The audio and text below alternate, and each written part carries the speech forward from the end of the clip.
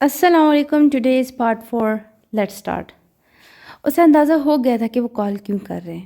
ہر dead اسے call attend کرتے پرجوش میں کہا، لیکن دوسری طرف وہ جو اس کی حرکتوں کی وجہ سے عاجز ہے، انہیں اس کا پرجوش انداز پسند نہیں آیا تھا. ڈیرک، میں تمہارا کیا کروں؟ جب میں نے تمہیں کہا تھا کہ گارڈس کے ساتھ جانا ہے جہاں جانا، تو تمہاری سمجھ میں کیوں نہیں آتی؟ انہوں نے جیسے تنگ آ کر کہا تھا. انہیں پچھلے دنوں سے دھمکی آ رہی کہ اگر انہوں نے ڈیل سائن نہ کی تو ہر طرح کے نقصان کے لیے تیار ہیں. انہیں اور کسی چیز کی فکر نہیں تھی سوائے اپنے بیٹے اور بیوی کی. لیکن مجال ہو جو ان کا بیٹا ان کی بات مان لے. انہوں نے اس کے ساتھ اس کی حفاظت دیکھ کے کارڈز بھیجے تھے جنہیں چکمہ دے کر نکل آیا تھا، اور ایسا ایک بار نہیں کئی بار ہو چکا تھا. ڈیڈ، میری بات سنیں. مجھے نہیں پسند کہ میں اپنے ساتھ یہ گارڈز کا دم چھلا رکھنا، اور ویسے بھی میں اپنی حفاظت خود کر سکتا ہوں. اس نے بھی خلاف معمول سنجیدگی سے کہا، مگر انہوں نے پھر کچھ کہنا چاہا. ڈیڈ، کہا نہ کیا پریشان ہو، میں ٹھیک ہوں. اس نے انہیں تسلی دی. اب گاڑی جس سڑک سے گزر رہی تھی یہ سنسان تھی، آس پاس درختوں کی قطاریں تھیں. چلو ٹھیک، اپنا خیال رکھنا. انہوں نے ٹھنڈی سانس لے کر کہا تھا. انہیں پتہ تھا کہ وہ چاہے جو مرضی کر لے اپنی بات سے نہیں ہٹے گا. Okay David. سبز آنکھیں سڑک پر ٹکائے اسے جواب دے کر فون بند کیا. ابھی تھوڑا راستہ مزید طے کیا کہ اس نے دیکھا کہ لڑکی اپنی کار کی بونٹ کھولے اس پر جھکی ہوئی تھی. سنسان سڑک، آس پاس گھنے درخت، تھوڑی دور ہی جنگل تھا. ایسے میں اگر وہ بھی چلے گئے تو کون اس کی مدد کرے گا؟ یہی سوچتے ہوئے ڈائریکٹ نے گاڑی روکی، کھڑکی کھول کر اونچی آوازوں سے اپنی طرف متوجہ کیا. ہائے، مدد چاہیے؟ آواز سن کر جب لڑکی نے چہرہ اس کی جانب کیا تو وہ کوئی اور نہیں تھی، اولیویا تھی، جسے دیکھ کر ڈیرک کا چہرہ اور سبز آنکھیں جگمگا اٹھی تھی. جبکہ دوسری طرف اولیویا اسے وہاں دیکھ کر بدمزہ ہو گئی تھی. وہ تو کام سے جا رہی تھی کہ راستے میں گاڑی خراب ہو گئی تھی، اس لیے وہ گاڑی چیک کرنے کے لیے ادھر کھڑی تھی. کتنی دیر سر کھپانے کے بعد بھی جب اسے کچھ سمجھ نہیں آیا تو مدد کے خیال سے اس نے فون کرنے کا سوچا. لیکن اسے پہلے پیچھے سے جانی پہچانی آواز آئی. جب مڑ کر ڈیرک کو دیکھا تو دیکھ کر تسلی ہوئی، لیکن اس کے سامنے اسے منہ بگاڑا تھا. واہ، کیا بات ہے! ابھی میں تمہارے بارے میں ہی سوچ رہا تھا. ڈیرک اپنی گاڑی ایک طرف کھڑی کر کے اس کے پاس آتے ہوئے بڑے رومانٹک انداز میں بولا. یہ اور بات ہے کہ اس وقت اس کی آنکھوں میں شرارت چمک تھی. اس کی بات سن کر اولیویا نے آنکھیں گھمائی. ارے، پوچھو گی نہیں کہ کیوں یاد کر رہا تھا؟ ڈیرک اب اس کے بالکل قریب آ چکا تھا. نہیں، مجھے پتا تم فضول ہی سوچو گے، اور مجھے فضول چیزوں میں کوئی انٹرسٹ نہیں ہے. اولیویا نے تپ کر کہا. تمہارے منع کرنے سے میں کون سا ہو جانا ہے؟ ڈیرک اب اس کو سائڈ پر کر کے خود گاڑی چیک کرنے چلا گیا تھا. اتنا تو اسے اندازہ ہو گیا تھا کہ گاڑی خراب ہونے کی وجہ سے وہ یہاں کھڑی تھی. اس کی بات سن کر اولیویا کا میٹر ہی آؤٹ ہو گیا تھا. تو پھر پوچھنے کا تکلف ہی کیوں کیا تھا؟ اس کو یہی تپ نہیں تو ڈیرک کو مزہ دلاتا تھا. بس میں کبھی کبھی ایسے تکلف کر ہی لیتا ہوں. یو نو نا میں کتنا اچھا ہوں. وہ تارے چیک کرتے ہوئے خود ہی اپنی تعریف کے مزے لے رہا تھا. ہاں، اتنے اچھے ہو کہ دل کرتا کہ جان سے مار دوں. اولیویا نے جل کر کہا. وہ ایک طرف کھڑی ساتھ اس کے بحث کر رہی تھی اور ساتھ موبائل میں بزی تھی. میں تمہاری انہی باتوں کے بارے میں سوچ رہا تھا کہ یہ جو تم اشارہ کناروں میں مجھ سے اپنی محبت کا اظہار کرتی ہو نا، قسم سے دل لوٹ لیتی ہو. ڈیرک کو پتا تھا کہ اس بات پر اولیویا کی آنکھوں سے انگارے نکل رہے ہوں گے. یہی دیکھنے کے لیے جب اس کی طرف دیکھا تو واقعی اس کو ایسی نظر سے دیکھ رہی تھی. بعد میں دیکھتی رہنا، یہ بندہ آپ کا ہی ہے. اس نے سینے پر ہاتھ رکھ کر جھک شرارت سے کہا. فی الحال میری گاڑی سے ٹول باکس نکالنا. اس نے چابیاں اس کے حوالے کی. اولیویا انکار کر دی تھی، لیکن کیونکہ اس کا اپنا کام تھا اسے چپ چاپ چابیاں لے کر وہاں سے چلی گئی. وہ جب ٹول باکس نکال رہی تھی تو اسے لگا اس کے علاوہ بھی کوئی ہے. اس نے ادھر ادھر دیکھا مگر وہاں کوئی نہیں تھا. اپنا وہم سمجھ کر اس نے کندھے اچکا اور باکس لے کر ڈیرک کے پاس واپس آئی. باکس اسے لے کر ڈیرک نے ٹیپ نکالی اور پھر جھک گیا. اس وقت ایک نیلے رنگ کی گاڑی اس کے پاس سے ہو کر گزری، جس پر اولیویا نے سرسری نگاہ ڈال کر دوبارہ ڈیرک کو دیکھنے لگی، جو اس کی گاڑی پر جھکا خلاف معمول خاموشی سے کام کر رہا تھا. پتہ نہیں کیوں، لیکن اولیویا کو اس کی خاموشی اچھی نہیں لگ رہی تھی. گاڑی کو یوں ہی کھلا چھوڑ کر اسے گاڑی میں بیٹھ کر اس سے گاڑی چابی کی گاڑی گھما کر سٹارٹ کی تو وہ چل گئی تھی. بندہ تھینکس ہی کہہ دیتا ہے. رومال سے ہاتھ صاف کرتے اسے اولیویا کو کہا جو بونٹ بند کر رہی تھی. میں نے کہا مدد کرو، تم خود ہی آئے تو پھر تھینکس کس چیز کا؟ اندر بے شک وہ اس کی ممنون تھی، لیکن اس کے منہ پر تو وہ کبھی بھی نہیں کہنے والی تھی. یہ بھی صحیح ہے، تھینکس تو ویسے بھی غیروں کو کہتے ہیں، ہے نا؟ اس کے گال زور سے کھینچے ڈیرک نے اسے پھر سے چھیڑا. خوش فہمیاں ہیں. اولیویا نے اس کا ہاتھ جھٹکتے ہوئے آنکھیں گھما کر کہا. اتنی آنکھیں نہ گھمایا کرو، میں تمہارے سامنے ہی ہوں. اور رہی بات خوش فہمیوں کا تو دیکھتے ہیں، ابھی تھوڑی دیر بعد تمہیں ضرور میرا نام لوں گی. کہہ کر ڈیرک اپنی گاڑی میں بیٹھا اور اس کی جانب فلائنگ کیس اچھالتا ہوا گاڑی سٹارٹ کرتا وہاں سے نکل گیا. اولیویا کو اس کی بات کا مطلب سمجھ نہیں آیا، اس لیے وہ ساتھ جھٹکتے ہوئے گاڑی میں بیٹھی اور سیٹ پر بیٹھ کر اپنی سیٹ پر باندھ کر جب اس نے ہاتھ اسٹیئرنگ وہیل پر رکھا تو اس کی سانس حلق میں پھنس گئی، کیونکہ سامنے اسٹیئرنگ وہیل پر ڈیرک کا شاگرد لیٹا سر کے نیچے ہاتھ رکھے اسے ہی دیکھ رہا تھا. ڈیرک! اولیویا نے چیختے ہوئے اس کا نام لیا.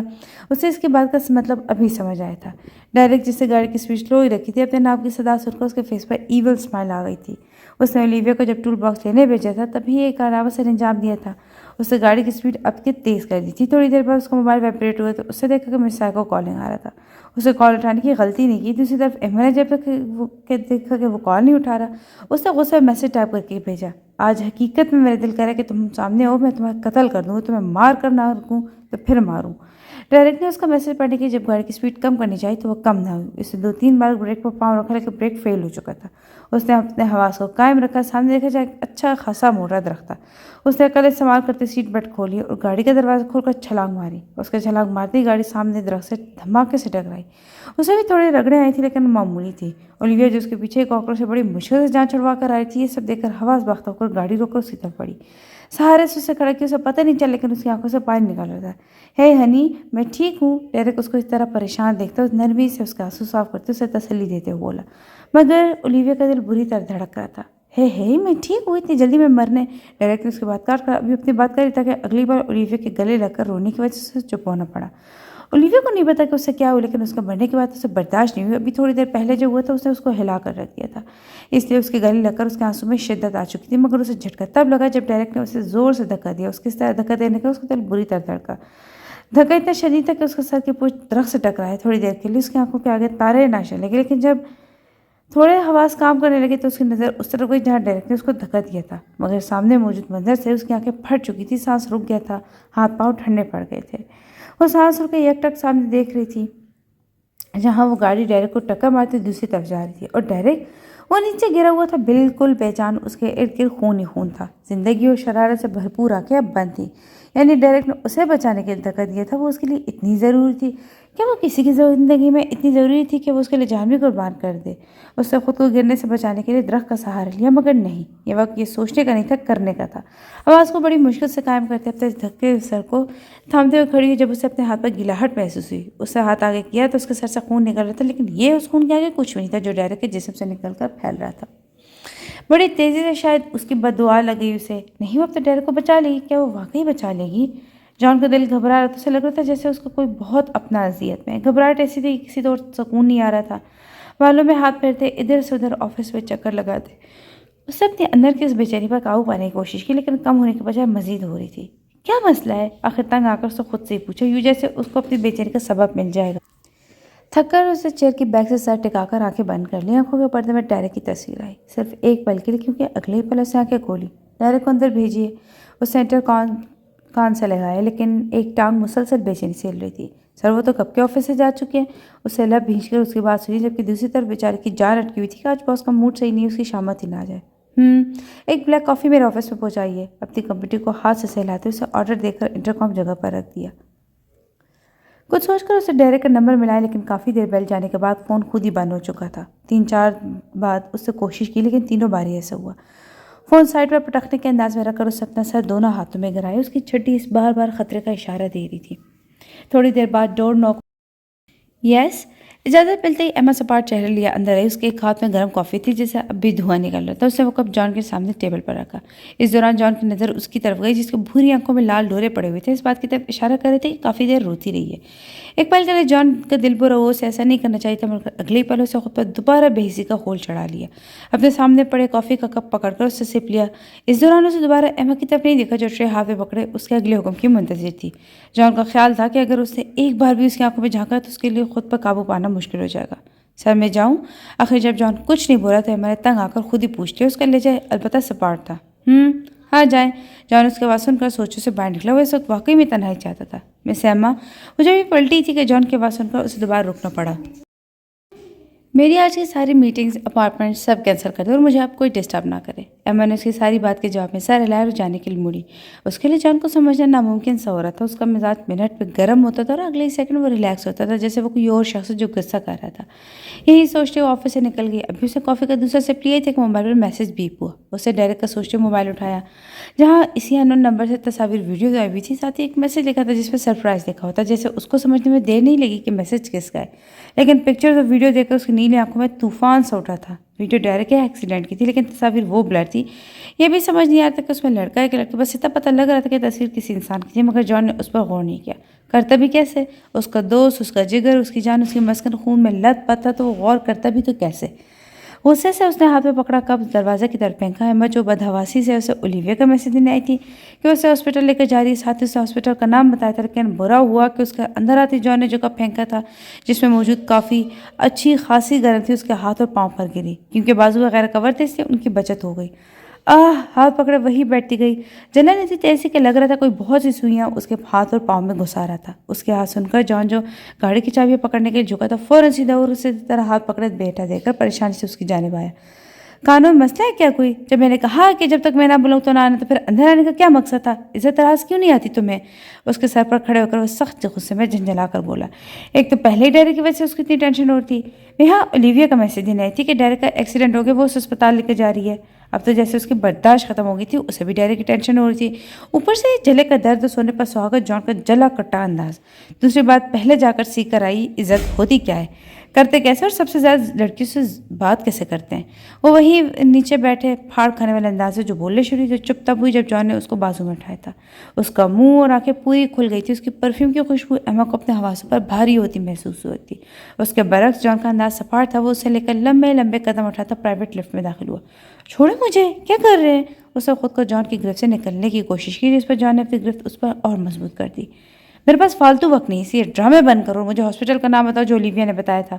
لفٹ سے نکل کر اسے گاڑی کی جانب قدم بڑھائے، جبکہ آج تو جان نے لگتا تھا کہ اسے غصہ چڑھا چڑھا کر اس کے دماغ کی نس پھاڑنے کا ارادہ کیا تھا۔ نہیں بتانا، کر لے جو کرنا ہے۔ ایما کو اندازہ نہیں تھا کہ اسے یہ بات کہہ کر کون سے طوفان کو دعوت دے دی تھی۔ جان نے اپنی گاڑی کے پاس پہنچا اور اسے ایک دم سے چھوڑا، جس کی وجہ سے وہ زور سے زمین پر گری تھی۔ یہ کیا حرکت تھی؟ ایما نے غصے سے جان کی طرف دیکھا، لیکن جان کے خطرناک تیور دیکھ کر خود ایک پل کو ڈر گئی تھی۔ حرکت تو میں اب کروں گا، کہتے ساتھ ہی اس نے ایما کا وہی جلا ہوا ہاتھ زور سے پکڑا، اسے کھڑا کر کے گاڑی کے ساتھ لگایا۔ باقی کی چیخ اس کے منہ میں ہی رہ گئی تھی، کیونکہ جان نے دوسرا ہاتھ بھی اس کے منہ پر رکھ دیا تھا۔ ان دونوں کے درمیان 1 انچ کا بھی فاصلہ نہیں تھا۔ اب بتاؤ، نام بتا رہی ہو کہ نہیں؟ اس کی بھیگی بھوری آنکھوں میں اپنی نیلی سرد آنکھیں گاڑے بولا تھا۔ اس کی تیز گرم سانسیں ایما کے چہرے پر پڑی تھی۔ ایما کو ڈر تو بہت لگا تھا، لیکن اسے بھی ضد ہو گئی تھی، اس لیے اس نے ہر درمی میں نام سر ہلایا۔ اسے سر ہلاتے دیکھ کر جان نے زور سے اس کا ہاتھ دبایا۔ ایما نے چھڑوانے کی کوشش کی، لیکن اس کی فولادی گرفت سے نکلنا اس کے بس کی بات نہیں تھی۔ ستم تو یہ تھا کہ چیخ بھی نہیں پا رہی تھی۔ بتانا ہے کہ نہیں؟ اب کی نظر اس کے جلے ہوئے پاؤں پر گاڑے ٹھنڈے لہجے میں پوچھا گیا تھا۔ اس کے انداز میں شفقت سی تھی، جیسے اپنے راستے میں آنے والی ہر شے کو ختم کرنے کو تیار تھا۔ اس کی نظر کا مطلب سمجھ کر ایما کے ہوش اڑ چکے تھے۔ پہلے کی دردی برداشت سے باہر تھی، اب اگر پاؤں بھی ہوتا تو آگے کا سوچ کر اس کے رونگٹے کھڑے ہو گئے تھے، اس سے اسے جلدی سے سرام میں لایا۔ کیا بتاتی ہوں؟ نام سن کر جان نے گاڑی کا دروازہ کھول کر اسے پٹکنے کے انداز میں بٹھایا اور خود ڈرائیونگ سیٹ سنبھالی۔ ایما کا دل کیا کہ اس سے کہے کہ اب تو اسے نام ہی بتائے تو کیوں ساتھ لے کر جا رہے، لیکن اس کے تیور اسے خوف میں مبتلا کرے تھے۔ واقعی اسپتال کا راستہ بڑی خاموشی سے کٹا۔ حویلی پوری طرح سجی ہوئی تھی، مہمان بھی سارے تقریباً پہنچ چکے تھے۔ آج مایوں تھا، پھر مہندی، بارات اور ولیمہ تھا۔ حور کا اس دن کے بعد اہل سے آمنا سامنا نہیں ہوا تھا۔ اہل کا انداز کیئرنگ تھا، لیکن وہ کیا چیز تھی جو حور کو بے چین کی ہوئی تھی اسے نہیں پتا تھا۔ پیلے اور سبز رنگ کے سادے فراک پہنے، جس سے اس کا نازک سراپا مزید دلکش لگ رہا تھا، کیونکہ اس وقت وہ کمر میں اکیلی تھی، اس لیے اس نے حجاب نہیں لیا تھا، بس دوپٹہ لیا تھا۔ لمبے بال کیچڑ میں جکڑے ہوئے تھے، جس میں سے کچھ شریر لٹیں نکل کر اس کے روئی جیسے سفید گالوں کو چھو رہی تھی۔ اس وقت وہ مکمل سادگی میں تھی، مگر اس سادگی میں بھی غضب ڈھا رہی تھی۔ وہ اس وقت بیڈ کی بیک سے ٹیک لگا کر آنکھیں بند کر کے بیٹھی ہوئی تھی۔ کل بھی تقریباً ساری رات لڑکیوں نے اسے گھیرے رکھا تھا، جس کی وجہ سے اس کی نیند پوری نہیں ہوئی تھی۔ آپی، مسکان نے ہلکا سا دروازہ کھول کر اندر جھانک کر اس کا نام پکارا۔ آؤ مسکان، اندر آ جاؤ۔ مسکان کو دیکھ کر اس کے چہرے پر ہلکی سی مسکراہٹ آ چکی تھی تو مہک کی بہن، لیکن اس کے بالکل برعکس بس تھوڑی شرارتی تھی۔ ابھی اب بہت پیاری ہیں۔ مسکان اس کے پاس بیٹھ کر اس کی جانب اشتیاق سے دیکھتی ہوئی بولی۔ اس کی بات سن کر اس نے ہلکے سے ہنستے اس کے گال پیار سے کھینچے۔ تم سے زیادہ نہیں۔ اپنی تعریف سن کر مسکان کھل اٹھی۔ اوہ، میں دیکھنے آئی تھی کہ آپ سو تو نہیں رہی، نیچے وہ ڈھولکی رکھی ہے اس لیے، اور پھر آپ کو مہندی بھی تو لگانی ہے۔ سر پر ہاتھ مارتے اسے اپنی عقل پر جیسے ماتم کیا۔ اس کی باتوں کے دوران ہی حور نے سر پر اپنے دوپٹے سے حجاب سیٹ کر لیا تھا۔ آپ یہ رہنے دیں، آپ کو تنگی ہوگی، مسکان نے اس کو جھجکتے ہوئے کہا۔ مجھے اس میں آسانی رہتی ہے، حور نے نرمی سے اس کی جانب دیکھتے ہوئے کہا، لیکن آپ ہی وہاں تو کوئی مرد نہیں، میں پھر بھی کرنا ہے، مجھے اس کے بغیر کمفرٹیبل نہیں رہتا۔ اس کی اس بات کے بعد مسکان نے بھی مزید اصرار نہیں کیا۔ اچھا تم یہی رکو، میں ایک بار باتھ روم سے ہو کر آؤں تو پھر مل کر چلتے ہیں، وہ باتھ روم کی جانب جاتے ہوئے بولی۔ اس کے باتھ روم جاتے مسکان نے وقت گزارنے کے لیے ادھر ادھر چیزیں دیکھنے لگی کہ اس کی نظر ڈونٹ کی طرز کے کور پر پڑی جو بیڈ کے سائڈ پر پڑا تھا۔ واو! اس نے وہ کور ہاتھ میں پکڑ کر دیکھا۔ چور! علی جو حور کو دیکھنے آیا تھا اس کے کمرے میں ایک لڑکی کو دیکھ کر رک گیا۔ واپس مڑنے لگا کہ اسے دیکھا وہ لڑکی کچھ پکڑ رہی تھی، اسے لگا وہ کچھ چرا رہی ہے، اس لیے دبے پاؤں دروازہ کھول کر اس کے پاس آ گیا۔ اس لڑکی کی پشت اس کی طرف تھی، اس لیے اسے اس کے آنے کا پتہ نہیں چلا۔ کون؟ مسکان جو دلچسپی سے وہ کور دیکھ رہی تھی اپنے کان کے پاس سے چور سن کر ہڑبڑا گئی، جبکہ دوسری طرف علی کو تو اس کو دیکھ کر دل کی چوری ہو گئی، جو سبز رنگ کی گھیرے دار فراک پہنے، سیاہ رنگ کے کھولے لمبے بال، گھنی پلک اور بڑی آنکھیں جس وقت پوری کھولی اسی کو دیکھ رہی تھی۔ ارے بھائی کون ہے چور؟ علی جو گم ہو کر اسے دیکھ رہا تھا بھائی کا لفظ کا بدمزہ ہو گیا۔ اس وقت حور بھی آواز سن کر باتھ روم سے نکل آئی، لیکن علی کو مسکان کے پاس دیکھ کر سمجھ گئی کہ یہ اسی کی شرارت ہے۔ علی میری جان نکال دی، باز آ جو، تم ہر کسی کو تنگ کرنے لگ جاتے ہو، حور سے ڈانٹتی ہوئی بولی۔ ابھی میں نے کچھ نہیں کیا، میں تو بس آپ کے پاس تھوڑا وقت گزارنے آیا، لیکن پھر دیکھا کہ لڑکی آپ کی غیر موجودگی میں آپ کی چیزیں چھیڑ چھاڑ کر رہی ہے۔ علی نے فوراً اپنی صفائی دی۔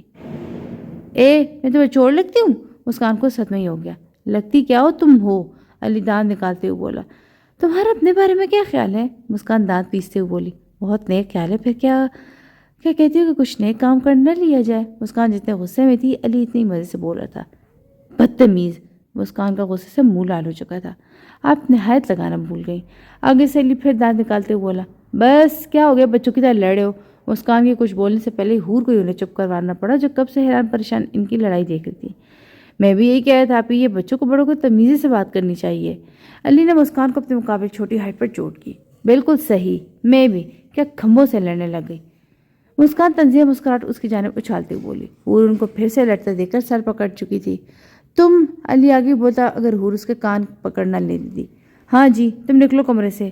اسے کمرے سے باہر نکال کر حور مسکان کی جانب بڑھی، جو منہ پھولائے ہاتھ سینے پر باندھ کر کھڑی تھی۔ آؤ مسکان، وہ چلا گیا۔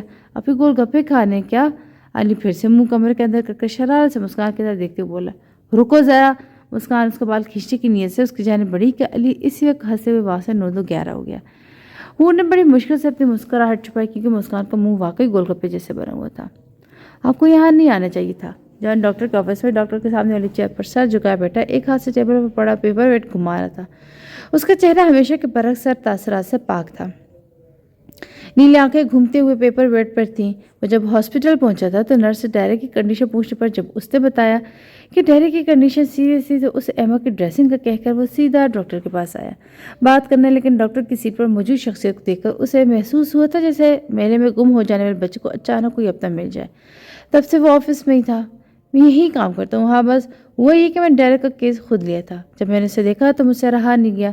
اس کی کنڈیشن ہے بھی اتنی سیریس، ہاتھ پاؤں پر بھی فریکچر ہے، لیکن جس چیز کا زیادہ درد ہے وہ اس کی سر کا چوٹ ہے۔ ابھی بھی بس میں کچھ رپورٹس کا ویٹ کر رہا ہوں۔ اندر ڈاکٹر اس کی باقی ڈریسنگ کر رہے ہیں۔ ڈاکٹر عبدالعلیم اس کے چہرے کے تاثرات کا بغور معائنہ کرتے ہوئے آہستہ آہستہ اسے ساری ڈیٹیلز بتا رہے تھے۔ اور جیسے جیسے بتا رہے تھے ویسے ویسے جان کو لگ رہا تھا جیسے اس کا دل کو چل رہا۔ اس کی آنکھوں میں اذیت ہی اذیت رقم تھی، جیسے چوٹیں اس سے آئی ہوں، تکلیف اس سے ہو رہی ہو۔ ڈیڈ، اس کے لہجے میں انجانا سا خوف تھا، کچھ اپنا کچھ قیمتی کھو جانے کا خوف، پھر سے تنہا رہ جانے کا خوف۔ صرف اس کے لہجے میں نہیں، اس کی نیلی آنکھوں جیسے اس کے خوف کو بتا دے رہی ہو۔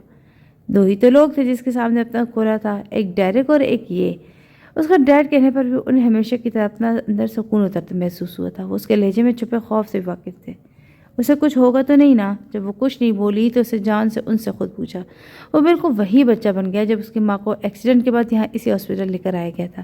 بس تب اور اب میں یہ فرق تھا کہ تب وہ اس کے صرف ڈاکٹر تھے، لیکن اب ان کا یہ رشتہ تھا۔ بے شک وہ اس کے ستیلے باپ تھے، لیکن رشتے میں کچھ سگا ستیلا نہیں ہوتا۔ یہ ہم خود ہوتے ہیں جو رشتوں کو، محبتوں کو پیمانے پر ناپتے ہیں۔ حقیقت میں محبتیں بے غرض ہوتی ہیں۔ دعا کرو۔ اپنی سیٹ سے اٹھ کر وہ اس کے پاس آیا اور ان کے کندھے پر ہاتھ سے تھپکی دے کر اسے حوصلہ دیتے ہوئے بولی۔ میری دعا قبول نہیں ہوتی۔ منہ نیچے کیے وہ جیسے اپنی پچھلی دعا قبول نہ ہونے کی وجہ سے کہہ رہا تھا۔ تلخی، مایوسی، ناراضگی، کیا کیا نہیں تھا اس کے لہجے میں۔ دعائیں قبول ہو جاتی ہیں، بس ہم انسان یہ جو انتظار نہیں کرتے۔ ہمیشہ کی طرح اپنے شفیق لہجے میں بولتے انہوں کی بات سیدھا اس کے دل کو لگی تھی۔ خاموشی ہو گیا تھا۔ مام کیسی ہیں؟ تھوڑی دیر کی خاموشی کے بعد اس نے سر اٹھا کر ان کی جانب دیکھا۔ اس کی آنکھیں لال تھی پوری۔ وہ ماں ٹھیک ہو سکتی ہے جس کی اولاد اسے ناراض ہو؟ انہوں نے الٹا اسی سے سوال کیا۔ انداز کسی بھی طرح سے پاک تھا۔ کم سے کم وہ ٹھیک تو ہے نا؟ میرے سے قریب لوگ ہمیشہ نقصان اٹھاتے ہیں، اسے طنزیہ انداز میں کہا تھا۔ اس کی اس بات پر مسکرائے تھے یوں جیسے کوئی بڑا بچے کے معصوم سے سوال یا بات پر مسکرایا جاتا ہے۔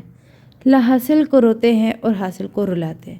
انہوں نے دھیرے سے اردو میں شعر پڑھا۔ جان کو اردو آتی تھی لیکن اتنی نہیں، اس لیے اسے ناسمجھی سے ان کی جانب دیکھا جو اس کے پاس پڑی چیئر پر اب بیٹھ رہے تھے۔ آپ کی ماں روز آپ کی راہ تکتی ہے کہ آپ ان کے پاس آؤ گے۔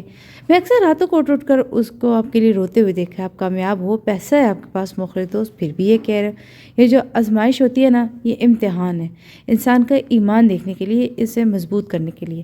جو لوگ ان آزمائشوں کو صبر و شکر سے برداشت کرتے ہیں ان کا ایمان اور مضبوط ہو جاتا ہے۔ ان کو پتہ ہوتا ہے کہ اللہ کے ہر کام میں کوئی نہ کوئی حکمت ہوتی ہے جسے ہم سمجھ نہیں سکتے۔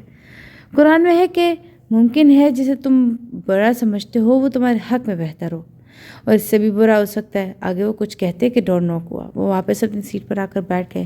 آ جائیں۔ ان کی اجازت ملتے ہی نرس اندر آئی۔ اس نے ایک نظر جان پر ڈالی اور ہاتھ میں پکڑی فائل ان کی جانب کرتے پروفیشنل انداز سے بولی، سر یہ روم نمبر 21 کے پیشنٹس کی رپورٹس آ گئیں۔ Okay thanks. انہوں نے رپورٹ اس کے ہاتھ سے لی۔ رپورٹس دے کر نرس واپس چلی گئی۔ وہ رپورٹس دیکھنے لگے جبکہ جان ان کی باتوں کی سحر میں تھا۔ رپورٹس دے کر سیٹ سے اٹھا، اس کا کندھا ایک بار پھر تھپتھپاتے ہوئے دروازہ کھول کر باہر نکل گئے۔ ایما کو جان کی سمجھ نہیں آ سکتی تھی کہ اسے یہ بات مان لی تھی۔ ہاسپٹل میں آنے کے بعد اسے چھوڑ کر نرس کو کچھ کہہ کر اندر ڈاکٹر کے پاس چلے گئے جس کے وہ اکیلا آیا ہوا تھا۔ ایما کو پتہ نہیں چلا تھا کہ اسے نرس کو کیا کہا تھا، لیکن جب اس کے پاس آئی تو اس کے ہاتھ کی ڈریسنگ تھی تو اسے سمجھ آ گئی کہ اسے نرس کو اس کے زخم دیکھنے کہا تھا، مطلب وہ اس کے تکلیف سے بے خبر نہیں تھا۔ نرس اس کے ہاتھ پر کریم لگا کر فارغ ہو گئی تھی۔ اب اس کے پاؤں پر لگا رہی تھی جو اس نے اسٹول پر رکھا ہوا تھا۔ وہ جان کے بارے میں سوچ رہی تھی، وہ اسی کی ذات کو جتنا سلجھانے کی کوشش کرتی وہ خود ہی اتنا الجھ جاتی تھی۔ کبھی بہت زیادہ کیئرنگ ہو جاتا تھا، کبھی بہت روڈ، کبھی سوٹ اور کبھی جنونی، اور کبھی بالکل انجانی اور کہنی ہے۔ نرس نے جب اس کے پاؤں پر بھی کریم لگا کر ڈریسنگ کر دی، اب اسے پوچھ رہی تھی کہ کہنی ہو کہیں اور ہو تو وہاں بھی لگا دوں۔ اس نے جواب میں بس نام میں سر لا دیا۔ ایکسکیوز می ڈائر کیسا ہے؟ ایما تمام خیالات کو دماغ سے جھٹکتی ہوئی چیزیں سے بیٹھی نرس سے پوچھ رہی تھی، جس کے ہاتھ اس کے سوال سن کر رکے اور اب وہ اس کی طرف دیکھ رہی تھی جیسے کہہ رہی ہو کہ کون ڈائریکٹ بہن؟ او میرا مطلب وہ جو ابھی ایکسیڈنٹ کا کیس آیا تھا، اسے اپنی غلطی کا احساس ہوا کہ نرس کو کہاں پتہ ہو سکتا ہے کہ ڈائریکٹ کون ہے، اس لیے اس نے زیادہ آسان طریقے سے پوچھا۔ کیا سیریس ہے؟ مین پرابلم ہیڈ انجری کا ہے، باقی کی تفصیل آپ ڈاکٹر سے پوچھ لینا۔ اب وہ ہاتھ سے گلاس اتار کر اس طرف پین کلر بناتے ہوئے بولی۔ میں نے پین کلر لی، ٹیبل پر سے پانی کا گلاس اٹھایا، دوائی نکل لی جو کہ پھرکتی تھی، مگر اگر نرس سر پر کھڑی نہ ہوتی، اسے 2 انگل کر کے ناک چھڑوائی۔ جب اسے کوئی چیز ناپسند مجبوری میں کھانی پڑے تو ایسی بچوں کی طرح ناک بھویں چڑھاتی تھی۔ تھوڑی دیر تک پین بھی کم ہو جائے گا، نرس اس سے کہہ کر باہر چلی آئی۔ میں نے ایک بار پھر کمرے میں نظر دوڑائی۔ عام کمرہ ہی تھا جیسا ہاسپٹلس کا ہوتا ہے، چھوٹا سا کمرہ، ایک سنگل بیڈ، اس کے ساتھ چھوٹی سی ٹیبل، دائیں طرف کھڑکی۔ اس کے دیکھنے کا مقصد یہ تھا کہ اس کو یوں لگ رہا تھا جیسے اسے کوئی دیکھ رہا ہے۔ تب کھڑکی والی سائڈ پر کھڑکا ہوا۔ سردی کی وجہ سے ونڈو بند تھی، کھڑکی گلاس کی تھی جو دھند کی وجہ سے بلر تھی، اس سے صحیح سے نظر نہیں آ رہا تھا، مگر اسے یوں لگ رہا تھا جیسے کھڑکی کے اس پار کوئی، کیونکہ اسے سایہ سا محسوس ہوا۔ وہ بیڈ سے اٹھی، پاؤں آرام سے زمین پر رکھا۔ نرس نے اسے چلنے سے منع کیا تھا، لیکن ہائے یہ تجسس کے مارے لوگ کہاں باز آ سکتے ہیں۔ اس نے کھڑکی کے پاس جا کر آرام سے اپنا بائیں ہاتھ سے کھڑکی کھولی، کیونکہ بائیں ہاتھ پر ڈریسنگ تھی۔ ویسے بھی اس کی حالت جان کی جاہلانہ گرفت کی وجہ سے زیادہ خراب تھی۔ خیر تھوڑی دیر کی جدوجہد سے وہ ایک ہاتھ سے کھڑکی کھولنے میں کامیاب ہو چکی تھی، لیکن اتنی اس کو سانس چڑھ گئی تھی کہ چہرہ لال ہو گیا تھا، لیکن بھوری آنکھیں اپنی اتنی سی کامیابی پر چمک اٹھی تھی۔ اس سے کھڑکی کھول کر باہر دیکھا، مگر باہر کوئی نہیں تھا۔ پھر وہ کھٹکا کیسا تھا؟ اس نے ایک بار پھر دیکھا، اس بار اسے باہر پورا نکال کے دیکھا۔ ایک تو یہ دھند بھی دیکھنے میں رکاوٹ بن رہی تھی۔ کیا کر رہی ہو؟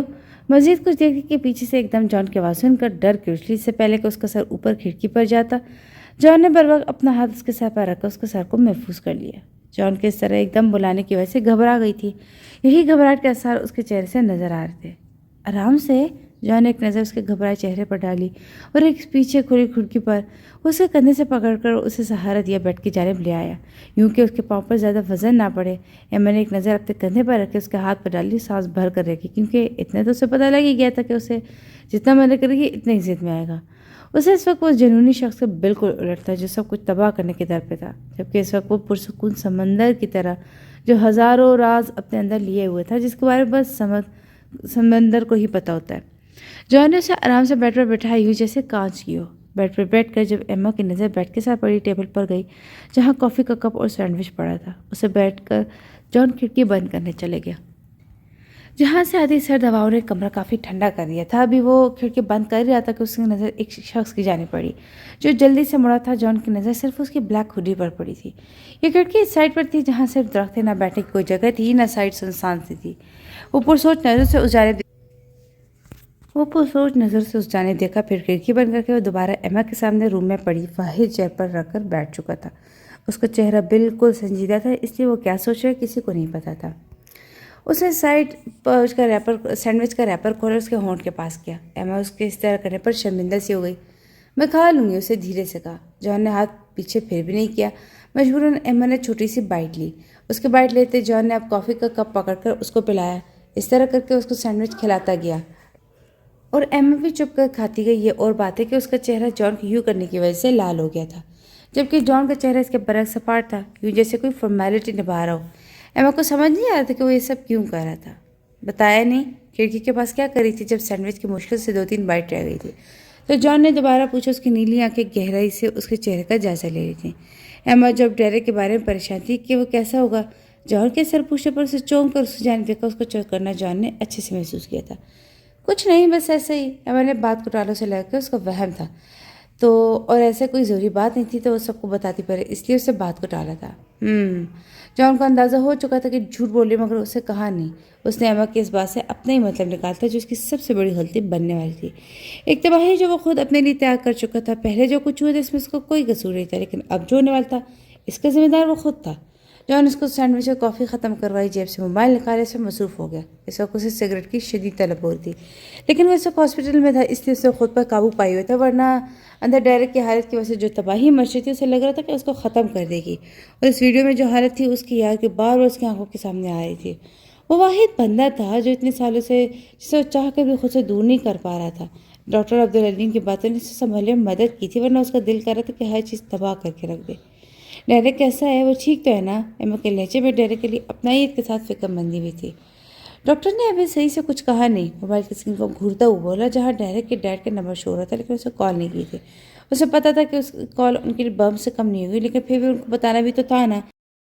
ٹھنڈی سانس لے کر اس نے خود کو کمپوز کیا۔ ایما جو اسی کی طرف دیکھ رہی تھی، اسے ایک پل ہوگا کہ جیسے جان کی آنکھیں نم تھی، لیکن اگلی پل جب جان نے لمبی سانس لے کر خود کو کمپوز کیا تب وہاں کچھ نہیں تھا۔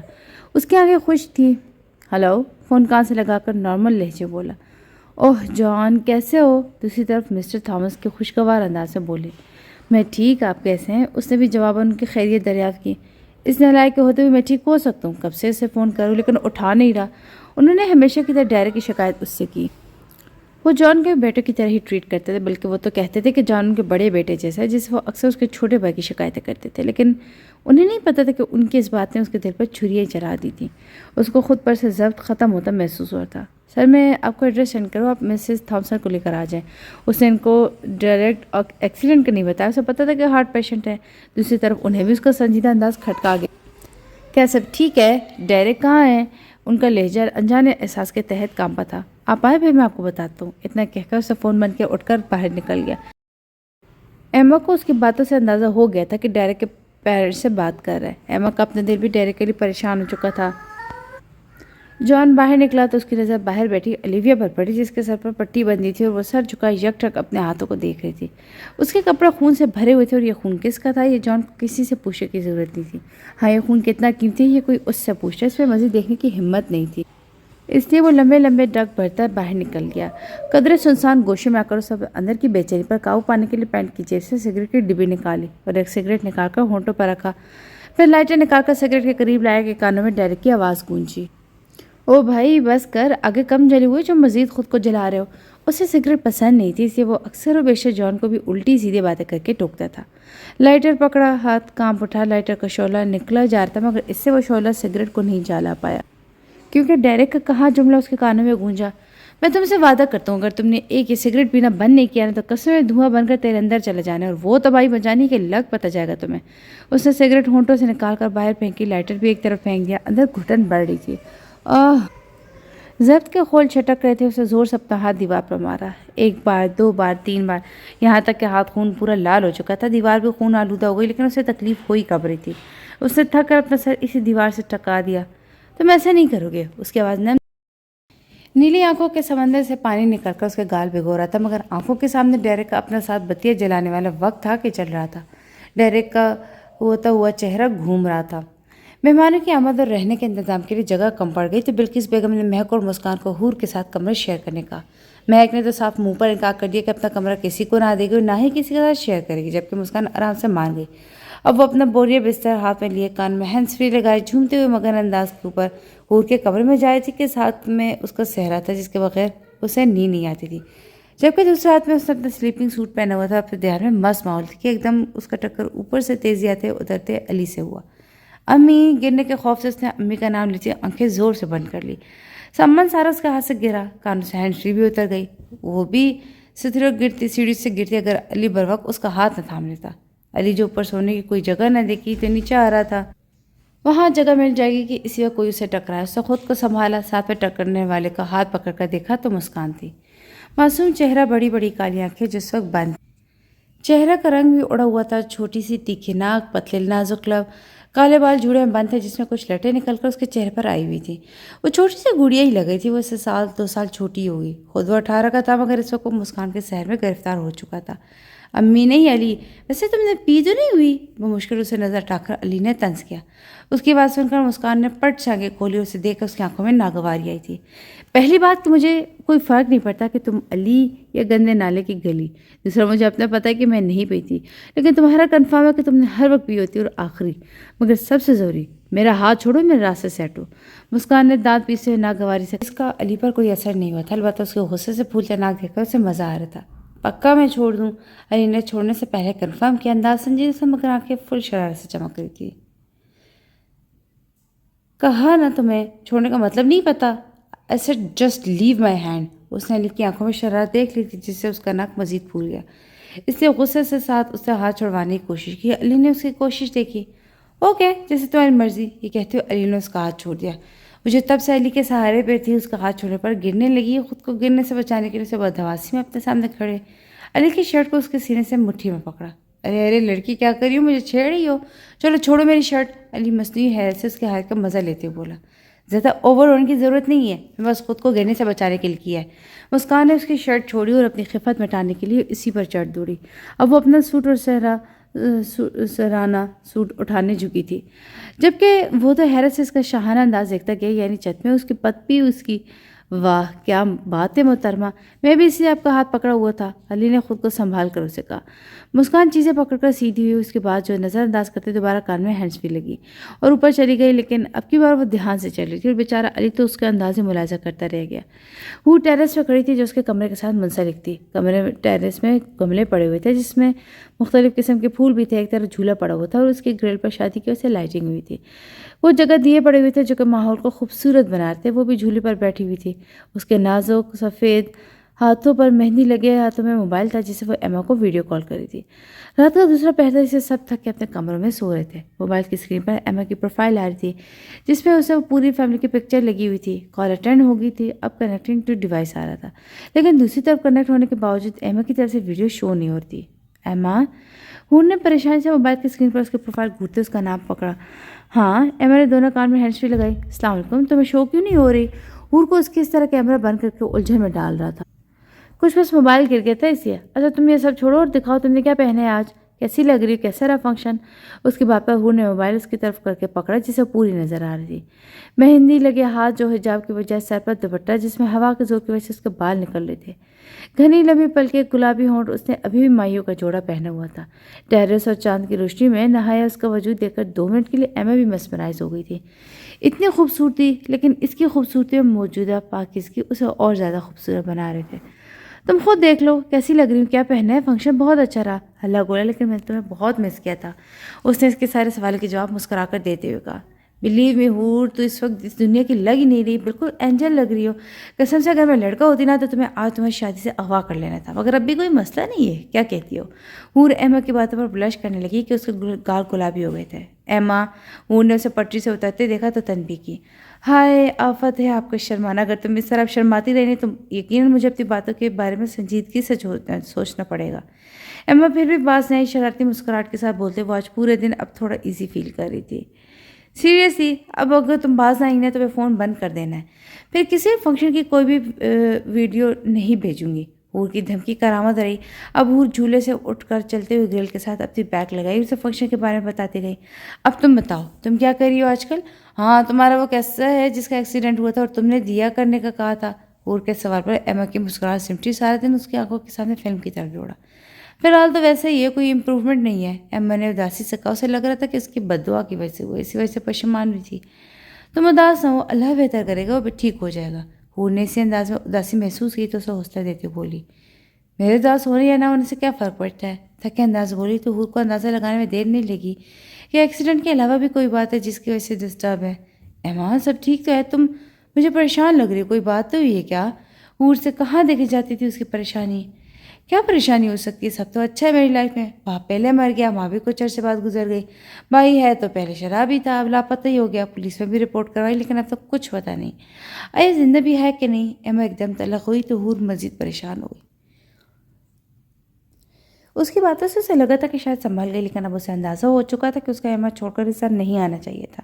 وہ یہاں خوشیاں منا رہی ہے، وہاں اس کی بہن جیسی دوست کتنی اکیلی ہے۔ سوری ایما، میں ابھی دوست نہیں ہوں نا۔ ایما جو مزید بول کر باقی کی باتیں بولتے، حور کی آواز پر اسے اپنی غلطی کا احساس ہوا۔ اسے خود پر غصہ آیا، اسے پوچھنے کی ضرورت نہیں۔ جی، حور سے کہہ کر اسے سوری کیوں کیا؟ اسے پتہ تھا کہ وہ گلٹی فیل کر رہی ہوگی۔ اپنا سوری اپنے پاس، مجھے یہ نہیں چاہیے۔ خود کو غصے سے حشاش پشاش انداز میں بات کو بدلنے کی خاطر کہا۔ مقصد حور کا دھیان اپنی باتوں کی طرف سے ہٹانا تھا کہ وہ گلٹی نہ ہو اور اپنی شادی صحیح سے اٹینڈ کرے۔ پھر کیا چاہیے؟ حور نے بھی محسوس کیا کہ وہ مزید اس بارے میں بات نہیں کرنا چاہتی۔ اجازت چاہیے۔ ایما کا انداز کافی سیریس اور سنجیدہ تھا۔ کس چیز کی؟ اس کی بات پر حور الجھن کا شکار ہوئی کہ وہ کس چیز کی اجازت مانگ رہی ہے؟ تمہیں اغوا کرنے کی۔ ایما کی بات پر حور پھر سے سرخ ہو گئی۔ تم نہ مجھ سے اب تب بات کرنا جب تمہاری یہ ٹام بوائے والی حرکتیں جائیں گی۔ اسے کافی تب کر کہا اور غصے سے کال بند کر دی۔ جانو، ایک بار میرے پاس آؤ تو پھر جیسے کہو گی ویسے ہی پاؤں گی۔ اس کے کال بند کرنے پر ایما نے میسج کیا، ساتھ میں کس والا ایموجی تھا۔ وہ اکثر حور کو اس طرح تنگ کرتی تھی۔ جواب میں حور نے بھی گھوری والے ایموجی سینڈ کیا اور اسے لکھا کہ اب وہ بھول جائے کہ اپنی شادی کی کوئی پک سینڈ کرے گی۔ اس کے بعد تیزی سے موبائل کے کی بورڈ پر چل رہے تھے، چہرے پر دھیمی سی مسکراہٹ تھی، صرف اس کی ہی نہیں ایما کی بھی۔ یہی تو دوستی ہوتی ہے کہ وہ آپ کو اتنا زج کرتے ہیں کہ آپ اپنی پریشانی بھول جاتے ہیں۔ مجھے پک کی ضرورت بھی نہیں پڑے گی کیونکہ تمہیں اغوا کر لوں گی، آگے ایما نے شرارتی مسکراہٹ کے ساتھ لکھا اور آنکھ مارنے والے ایموجی سینڈ کیا۔ اس نے آج صحیح معنی میں حور کو تنگ کرنے کا فیصلہ کیا تھا۔ ایما کیا مسئلہ ہے؟ حور نے تنگ آ کر لکھا، تمہیں اغوا کرنے کا۔ ایما کا فوراً سے پہلے رپلائی آیا، اوکے بائے۔ حور کو اندازہ ہو گیا تھا کہ اس سے باز نہیں آنا تو اس سے بھی بات کہہ دی۔ 2 منٹ کے وقفے کے بعد ایما کا میسج پھر سے آیا، تم آرام رہنے دو، تمہیں اغوا کر لوں گی، تمہیں بے ہوش ہو پھر لمبا سا آرام کر لینا، ابھی کچھ اہم ویسے باتیں جائیں۔ اس کے ساتھ معنی خیز والا ایموجی سینڈ کیا۔ حور کا دل کیا کہ اب تو سر دیوار سے ڈیر مار لے۔ تم نہ اپنے پاس رکھو، میں ایسی باتیں نہیں کرتی۔ حور نے غصے سے میسج ٹائپ کر کے بھیجا۔ اب کی بار واقعی میسج ہو چکی تھی لیکن ایما کو بھی تسلی کہاں ہوئی تھی۔ ارے تم کس طرف جا رہی ہو؟ میں تو یہ کہتی کہ شاپنگ وغیرہ۔ اگلے لمحے ایما نے انجان بننے کی انتہا کر دی۔ ایما بس کر دو، یہ دیکھو ہاتھ جوڑتی ہوں۔ حور نے ہاتھ جوڑنے والا ایموجی سینڈ کیا۔ ارے ڈارلنگ، یہ کیا کر رہی ہو؟ یہ ہاتھ اس کام کے لیے تھوڑی نہ ہے، یہ تو دل سے لگانے کے لیے ہیں۔ ایما نے ٹھڑکی بننے کی انتہا کر دی تھی۔ اگر حور کی جگہ کوئی اور ہوتا نا تو اسے یہی سمجھنا تھا کہ دوسری طرف کوئی لڑکا، لیکن حور کو پتہ تھا ایما کی ساری حرکتوں کا۔ اللہ حافظ لکھ کر اس نے سینڈ کیا، ساتھ ہی نوٹیفیکیشن سے نیت سے ہی بند کر دیا۔ اسے پتہ اندازہ ہو گیا تھا کہ ایما میں ٹھڑکی کی روح آئی ہوئی ہے، سب باز نہیں آنا۔ وہی ہوا جو ایما چاہتی تھی کہ حور خود فون بند کر دے، اور حور کا دماغ بھی بیٹھ چکا تھا۔ فون تھوڑی سے ٹرکائے وہ آسمان پر موجود چاند پر نظر جمائے، دھیمی مسکراہٹ لیے ایما کی حرکتیں سوچ رہی تھی، دو آنکھیں گہرائی سے اسی کو دیکھ رہی تھی۔ حور کو خود پر کسی کی نظر تپش محسوس ہوئی تو اسے نظر گھما کر ادھر ادھر دیکھا تو نیچے فہد کھڑا تھا جو اسی کو ہی دیکھ رہا تھا۔ حور کو اس کی نظر اپنے جسم کے آر پار ہوتی محسوس ہوئی تھی۔ اسی پل ہوا کے تیز جھونکے سے اس کے سر سے دوپٹہ اترا۔ حور جو جانے کی کر رہی تھی اس سب سے مزید بوکھلا گئی۔ اسے جلدی سے سر پر دوپٹہ سہی کے جلدی سے بھاگنے کے انداز میں اپنے کمرے میں گئی۔ اسے خود پر غصہ آیا تھا، اگر اسے ٹیرس پر جانا ہی تھا تو سر پر حجاب بھی کر لیتی۔ مہک کی نیند خراب ہونے کے ڈر سے وہاں پر چلی گئی، مگر اب اسے اپنے فیصلے پر افسوس ہوا تھا۔ اسے وہاں نہیں جانا چاہیے تھا۔ آج تک کسی نامحرم مرد سے ننگے سر نہیں دیکھا تھا۔ ڈیرے کا آپریٹ ہو چکا تھا، ڈاکٹرز نے 24 گھنٹے کا وقت دیا تھا۔ اگر اس دوران اسے ہوش آ گیا تو کوئی فکر کی بات نہیں، لیکن اگر وہ نہ آئے تو اس کی زندگی کا بچنا بہت مشکل ہے۔ 24 میں سے 15 گھنٹے گزر چکے تھے لیکن ابھی بھی اس کو ہوش کے کوئی آثار نہیں تھے، اور یہی بات وہاں موجود افراد کا سانس روکنے کا سبب بن رہے تھے۔ جیسے جیسے وقت گزارا تھا ان سب کی دھڑکنیں آہستہ ہو رہی تھی، جان حلق کو آ رہی تھی۔ ایما رات کو ہی چلی گئی تھی کیونکہ اسے ہسپتال سے وحشت ہوتی تھی۔ جب وہ یہاں اسے کسی کو کھویا ہی تھا، مزید کچھ کھونے کی اس میں ہمت تھی، اس نے اسے جانا ہی بہتر سمجھا۔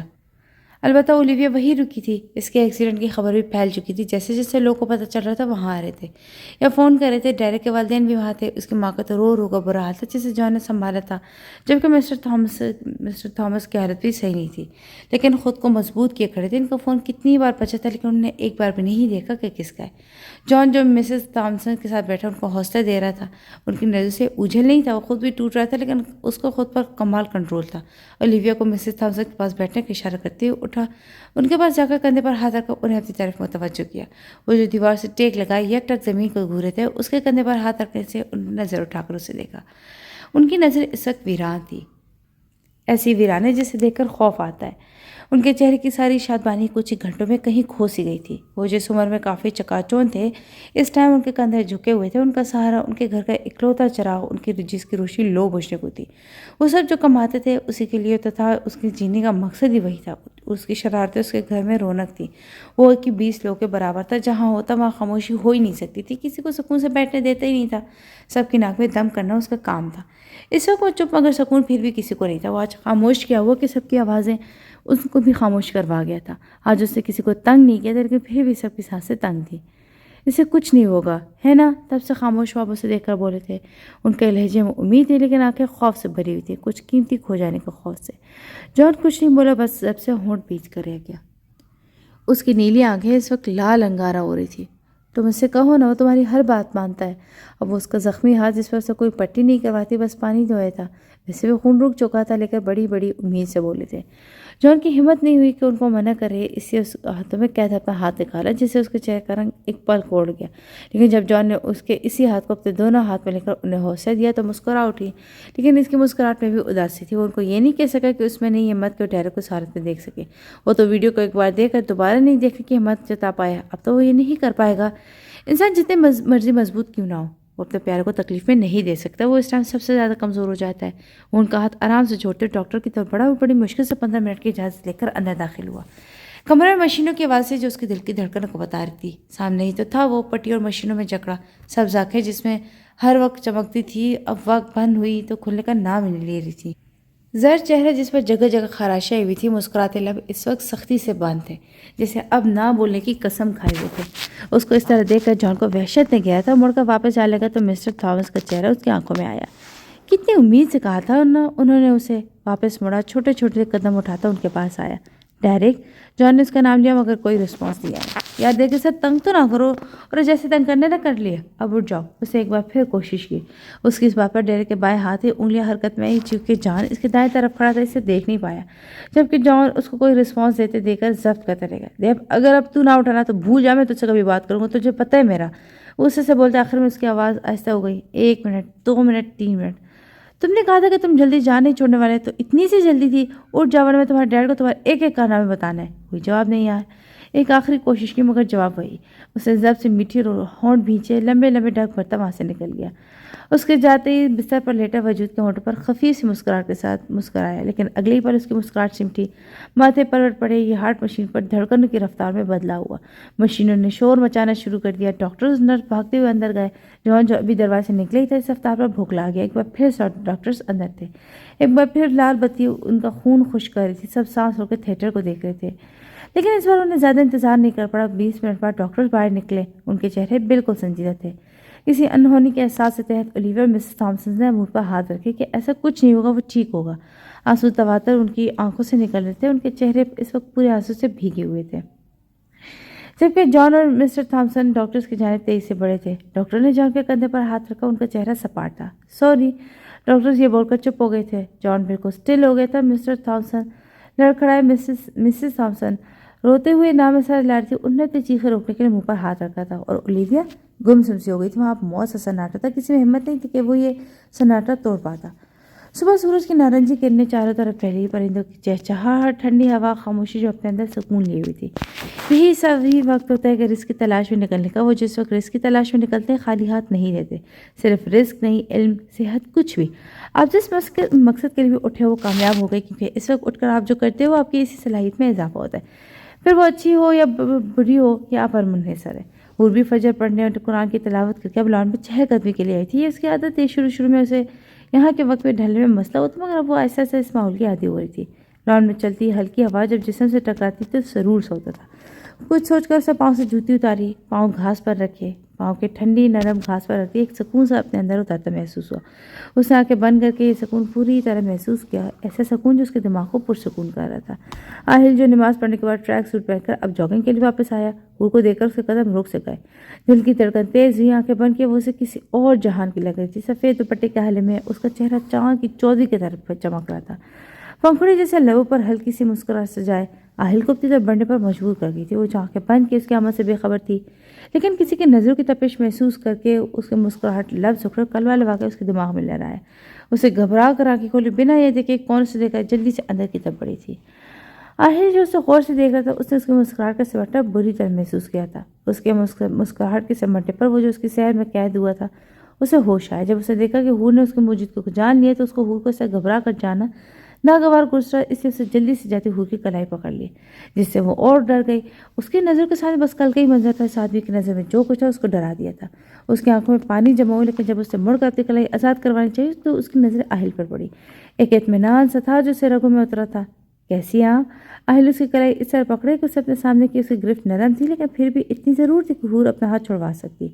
وہ اس کے چہرے پر آتے جاتے رنگوں کو بغور دیکھتے سنجیدگی سے بولا تھا۔ اسے حور کے انداز گڑبڑ محسوس ہوئی تھی۔ ٹھیک، آپ کیسے ہیں؟ حور نے ایک نظر اسے دیکھ کر اپنا منہ جھکا لیا تھا، ساتھ میں اپنی کلائی چھڑوانے کی کوشش کی۔ آہل کا اس طرح اس کی کلائی پکڑنا اسے گھبراہٹ میں مبتلا کر رہی تھی۔ حور کی گھبراہٹ آہل کو مزہ دے رہی تھی۔ آپ خود بتاؤ کیسے ہو؟ آہل نے اس کی کلائی چھوڑی، جس پر اس نے سکون کا سانس لیا، لیکن اس کی سانس رک سی گئی تھی جب آہل نے اس کے دونوں ہاتھ پکڑ لیے۔ اس کے ہاتھ پر لگی مہندی غور سے دیکھی، اسے اپنا دل ہاتھ میں دھڑکتا بھی لگ رہا تھا۔ وہ تو پوچھ کر پچھتائی، چہرہ الگ گرم ہو رہا تھا، ایسے میں اس میں ہمت ہی نہیں ہو پا رہی تھی کہ اس کی طرف دیکھتی۔ بتایا نہیں؟ اس کی خاموشی پر آہل نے اس کے ہاتھ سے نظر ہٹا کر اسے دیکھا، دوبارہ پوچھا۔ حور اب چپ رہی، البتہ اس کی کوشش تھی کہ کسی طرح آہل کے ہاتھ سے اپنا ہاتھ نکال کر اندر جائے۔ اسے یہ بھی خوف کھائے جا رہا تھا کہ اگر کسی نے انہیں دیکھ لیا تو کیا سوچے گا۔ اس کی سوچوں کو بریک تب لگی جب آہل اس کے ہاتھ پکڑے چلا تھا۔ مجبوراً حور کو بھی اس کے پیچھے جانا پڑا۔ آہل نے اسے لان پر پڑی چیئر پر بٹھایا، چیئر کے دونوں بازو پر ہاتھ رکھ کر سوچ جھکا اور بغور اس کی لرزتی پلکوں پر نظر جما دی۔ کیسا لگتا ہوں؟ اپنا منہ اس کے کان کے پاس کر کے سرگوشی میں بولا۔ اس کے اس طرح کرنے پر کانپ بھی تو اٹھی، دل زور سے دھڑکا تھا، ہاتھوں میں ٹھنڈے پسینے آنے لگے تھے۔ آہل کے انداز اس کے ہوش اڑا رہے تھے۔ اچھے ہیں؟ اس سے جلدی سے کہا۔ ایسے نہیں، میری طرف دیکھ کر کہو۔ آہل اس کو اور قریب ہوا۔ کیا کرے، کوئی آ جائے گا؟ چیئر کے بالکل ساتھ جڑ کر اسے اپنے درمیان تھوڑا فاصلہ بنایا، نظر بار بار دروازے کی طرف تھی۔ آہل نے اسے ہاتھ چیئر سے اٹھا کر اس کا اور منہ کا رخ تھوڑی سے پکڑ کر اپنی جانب کیا، اپنی کالی سحر انگیز آنکھیں اس کی آنکھوں میں ڈال کر جیسے اس نے اس پر کوئی اسم پھونکا۔ وہ تو جیسے اس کی آنکھوں میں دیکھ کر جھپکنا بھول گئی تھی، بس یک ٹک اس کی آنکھوں میں دیکھتی گئی، جہاں کالی آنکھوں کتنی راز اپنے اندر چھپے تھے، اور کوئی نیا سا جذبہ تھا ان میں، کچھ نیا احساس جسے شاید وہ خود بھی بے خبر تھا۔ آپ بتاؤ۔ بہت اچھے، وہ کسی معمول کی طرح بولی۔ کتنا؟ جیسے شدید دھوپ میں ٹھنڈی بارش، جیسے اچانک اندھیرے میں روشنی کی کرن، جیسے خزاں کے بعد بہار، جیسے دل کے ساتھ دھڑکن۔ کھوئی انداز میں اس کی آنکھوں میں دیکھتی بولتی گئی۔ اس کی باتیں سن کر آہل کی آنکھوں میں چمک آئی، ہونٹوں پر خفیف سی مسکراہٹ۔ یعنی پیار کرتی ہو؟ آہل نے بھی سرگوشی میں پوچھا، یوں جیسے اونچی آواز میں بولنے سے ان کے درمیان موجود سحر ختم ہو جائے گا۔ اس کی اس بات پر حور نے آہستہ سے نام اصرار لایا۔ آہل کی نظر اس کے گال پر پڑے پل کے بار پر پڑی۔ اس نے اس طرح اس کی آنکھوں میں دیکھتے نرمی سے وہ بول اس کے گال سے اپنی سے اٹھائے۔ کیوں؟ کوئی جواب نہیں آیا، لیکن حور کی آنکھوں میں پانی آیا۔ وہ جس کی آنکھوں میں اپنا عکس دیکھ رہی تھی، ایک دم اسے لگا کہ اس کے عکس کی جگہ کوئی اور ہے، وہ اس سے پہلے کسی اور کا ہو چکا۔ یہی بات اسے ہر وقت بے چین کیے ہوئی تھی۔ پورین؟ آہل نے جب اس کی آنکھوں میں پانی دیکھا تو پریشان ہوا، اس لیے اس کو پورا نام لیا۔ آپ نے اچھا نہیں کیا۔ آنسو اس کی آنکھ سے نکل کر اس کے گال پر آیا، اس کا ایک آنسو سے بے چین کر گیا تھا۔ آہل دل کے کہ اسے کہے کہ اچھا نہیں، اچھا تو اس نے نہیں کیا، لیکن جب بولا تو محبت میں گوندا لہجہ تھا جس کا اسے خود بھی نہیں پتا۔ کیا کیا میں نے؟ اس نے انگلی سے اس کی آنکھ سے نکلتے اس قیمتی موتی کو بے مول ہونے سے روکا۔ آپ مجھ سے پیار نہیں کرتے؟ یہ بولتے اب کے بعد اس کی آنکھوں سے تیزی سے آنسو گرنے لگے، جنہیں آہل نے اسے مزید کچھ پوچھنے سے روکا۔ شش، بس چپ۔ پنجوں کے بل بیٹھتے اسے سامنے گھاس پر بیٹھتے اپنے ٹراؤزر کے پاکٹ سے رومال نکالا، اس کے آنسو صاف کیا۔ حور کس بات کی سزا دے رہی ہو، اور یہ آنسو مجھے کتنی تکلیف دے رہے، کاش میں آپ کو بتا پاتا۔ وہ کچھ اس بے بسی سے بولا کہ حور رونا بھول کر اسے دیکھنے لگی، جیسے اس کی باتیں اسے حیرت میں ڈالو۔ آپ کو کہاں درد ہو رہی ہے، اور اب اس طرح کیوں بیٹھے ہیں؟ وہ رونا بھول کر ایک دم اس کے لیے پریشان ہو گئی تھی۔ اسے بس اتنا پتا تھا کہ آہل تکلف میں ہے، یہاں یہ تکلیف، اپنے دل پر ہاتھ رکھا۔ حور نے اپنے ہاتھ کے نیچے اس کے دل کی دھڑکن، تیز سے دھڑکتے دل کی دھڑکن محسوس کی۔ کچھ کہتی، کچھ بولتی، کچھ بھید کھولتی، حور اس کے بات کا مطلب سمجھ کر برش کر گئی۔ گھنی پلکوں کی بار گالوں پر سجدہ ریز ہو چکی تھی۔ اہل نے دلچسپی سے اس کو یہ روپ دیکھا۔ حور کو اس کا اس طرح دیکھنا مزید بلش کرنے پر مجبور کر دیا تھا۔ اسے اس کے ہاتھ سے اپنا ہاتھ نکالنا چاہا، جس سے اہل دھیان اس سے ہٹ کر اس کا ہاتھ پر گیا، جس کی دائیں ہاتھ کی ہتھیلی پر اس کا نام لکھا تھا۔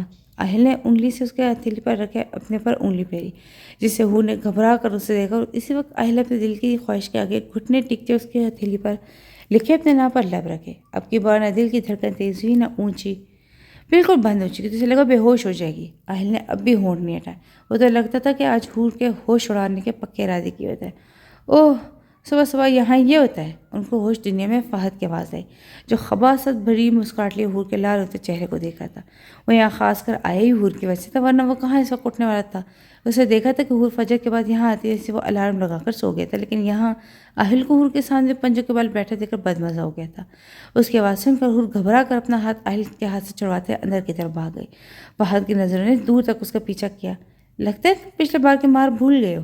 اہل نے جب اسے حور کو گھورتا دیکھا تو اس کے تن بدن میں آگ سی لگ گئی تھی، اور مزید فہد کی آنکھوں میں موجود غلاظت نے اس کا دماغ خراب کر دیا تھا۔ اس سے وہ غراتے ہوئے بولا تھا، کیا وہ ایسی چیز ہے کہ اسے نظر ہٹا سکے؟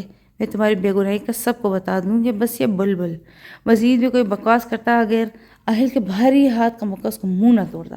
ابھی وہ ایک مکے سے نہیں سنبھلا تھا کہ اہل نے دوسرے مارا۔ مکہ اتنے زور کا تھا کہ زمین پر گرا تھا، اس کا ہونٹ پھٹ چکا تھا، ناک سے بھی خون نکلنے لگا تھا۔ اہل کا دل کر رہا تھا کہ اس کی زبان کاٹ دے، جس سے وہ اس کی بیوی کے بارے میں بکواس کر رہا تھا، مگر اس نے مٹھیوں کو زور سے بھینچ کر برداشت کیا۔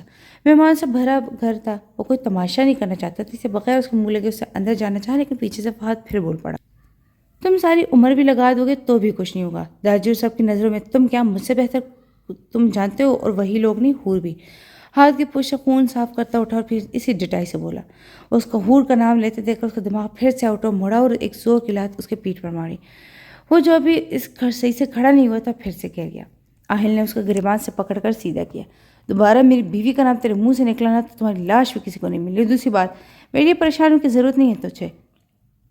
اس کو گریبان پکڑے وہ جنونی انداز سے بولا تھا، اس سے فہد بھی ڈر گیا۔